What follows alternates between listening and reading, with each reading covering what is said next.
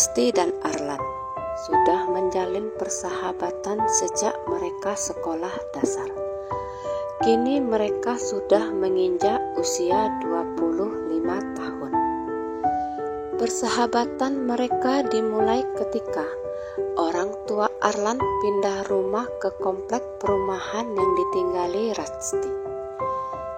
Sejak bertemu Rasti, Arlan merasa Rasti anak yang sangat baik dan ceria, sehingga terjalinlah persahabatan mereka sejak saat itu. Persahabatan mereka semakin kental ketika mereka bersekolah di tempat yang sama. Dari sekolah dasar hingga sekolah menengah atas, mereka selalu bersama, bahkan selalu di kelas yang sama. Hal itu disebabkan karena Rasti selalu ingin bersama Arlan. Arlan yang bersifat ngemok selalu membuat Rasti merasa nyaman dan terlindungi. Rasti merasa sosok Arlan seakan-akan sudah menjadi abang baginya. Pun demikian sebaliknya dengan Arlan, yang menyayangi Rasti bagai adik sendiri. Setiap Rasti tertimpa masalah, Arlanlah yang pasang badan untuk membantu Rasti mengatasi masalahnya. Apalagi untuk urusan percintaan.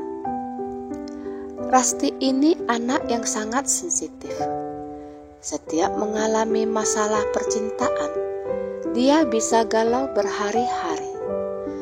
Dan lagi-lagi, Arlanlah yang berusaha menghiburnya untuk kembali ceria seperti biasa.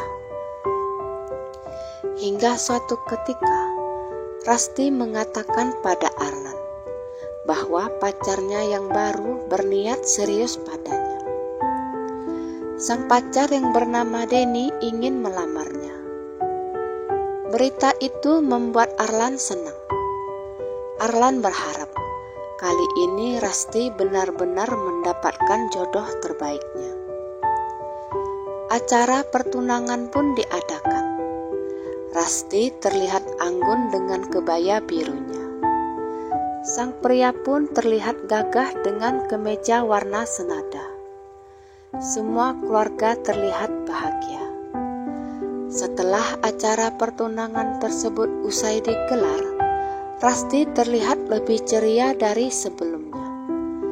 Senyum lebar selalu tersungging di bibirnya. Tetapi kebahagiaan itu tidak berlangsung lama. Setahun kemudian, Rasti mendapati fakta bahwa orientasi Denny berbeda.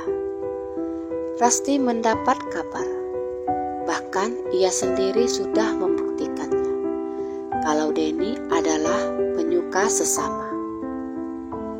Rasti tanpa sengaja melihat sebuah foto yang cukup menjijikkan. Ketika tanpa sengaja, Denny menjatuhkan dompetnya, dan selembar foto menyembul keluar. Di foto tersebut, Denny bersama seorang pria. Dan yang membuat Rasti nyaris nangis, di dalam foto terlihat dengan jelas Denny mencium si pria asing tepat di bibirnya.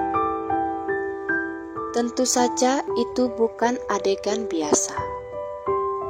Karena bukti tidak terbantahkan lagi, mau tak mau Denny pun mengakui semuanya, kalau ia sebenarnya adalah penyuka sesama. Ketika ditanya, kenapa ia harus melamar dirinya, kalau ia memang tidak menyukai perempuan, Denny menjawab, itu semua dilakukannya karena sudah tidak tahan mendengar pertanyaan orang tuanya yang setiap hari bertanya kapan ia akan nikah, mengingat usianya yang sudah hampir memasuki kepala 3. Jadi, Denny memutuskan berpura-pura normal dengan menjalin hubungan dengan Rasti. Hati Rasti terasa tertusuk belati. Pria yang dicintainya ternyata memanfaatkannya, hanya untuk menutupi kelainannya saja. Untuk kesekian kalinya, ia harus merasakan putus cinta lagi. Dan tempat pertama yang ditujunya tentu saja rumah Arlan sahabatnya. Di sana, sambil menangis, ia tumpahkan perasaannya di depan Arlan, yang mendengarkannya dengan ekspresi iba. Akhirnya Arlan memutuskan mengumpulkan kedua belah pihak keluarga mengenai masalah Rasti dan Denny. Betapa kaget dan malunya keluarga Denny setelah mendengar penjelasan dari Rasti tentang perilaku Denny. Orang tua Denny sendiri tidak mengetahui kelainan anaknya tersebut, hingga dicapai kesepakatan batalnya pertunangan Rasti dan Denny. Keluarga Denny dengan segala kerendahan hati meminta maaf atas apa yang sudah terjadi, di mana permohonan maaf tersebut disambut hangat keluarga Rasti. Dan seperti yang terjadi sebelumnya, lagi-lagi Rasti galau berkepanjangan. Tapi kali ini agak over, karena Rasti bahkan tidak mau makan. Hal ini sudah berjalan hampir 2 minggu. Sang ibu yang sudah tak tahan melaporkan hal tersebut pada Arlan yang datang 1 jam kemudian. Arlan menemui Rasti di kamarnya. Rasti sedang duduk bengong di depan layar laptopnya yang sedang memutar sebuah film. Sepertinya bukan Rasti yang nonton, tapi si filmlah yang sedang menonton si Rasti yang sedang bengong. Arlan mencoba mengajak Rasti bicara, tapi Rasti menjawab ogah-ogahan. Tidak terlalu mendapat tanggapan, Arlan pun memutuskan pulang. Tapi sebelum pulang, ia sempat mengatakan satu kalimat. Kalimatnya seperti ini: jika kau ingin mendapatkan pria yang benar-benar mencintaimu tulus apa adanya, pria itu sudah ada di dekatmu. Hanya saja kau tidak menyadarinya. Ucapan Arlan mengagetkan Rasti. Rasti mengejar Arlan untuk menanyakan siapa pria yang dimaksud Arlan.